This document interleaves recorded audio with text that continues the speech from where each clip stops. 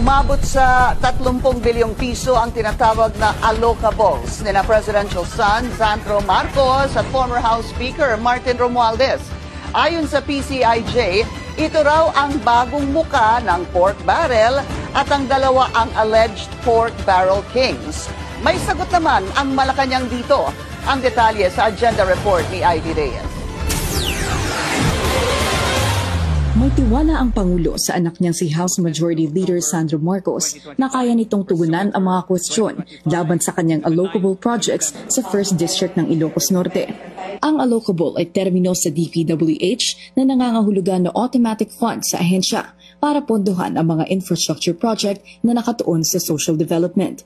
Sa isang report ng Philippine Center for Investigative Journalism o PCIJ, napag-alaman na top 1 and 2 sa listahan na may pinakamalaking allocables si Congressman Sandro at si presidential cousin and late 1st District Representative Martin Romualdez.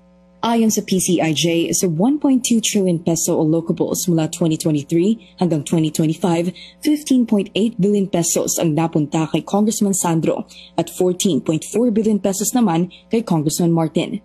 Alam naman po ng Pangulo na alam ni Congressman Sandro Marcos ang kanyang ginagawa at alam niya po kung paano ito sasagutin. Nagsimula ang pag-usbong ng allocables noong 2023 sa ilalim ni dating DPWH Secretary Manuel Bonoan sa pamamagitan ng tinatawag na BBM Parametric Formula o Baseline, Balanced, and Managed Formula na tanging si former DPWH Undersecretary Catalina Cabral lang daw ang nakakaintindi. Ipinapasok ang mga allocable sa National Expenditure Program o President's Budget.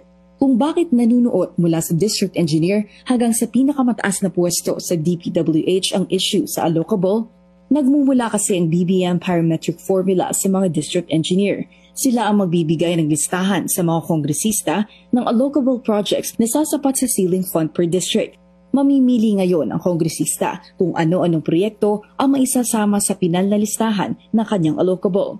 Pagkatapos, nasa kamay na ni former Yusek Cabral ang bola kung magkano at anong projects ang i-endorse ng DPWH at ng Budget Department. Ayon yan kay dating DPWH Yusek Roberto Bernardo na hindi rin daw alam kung paano nangyayari ang computation ng allocable.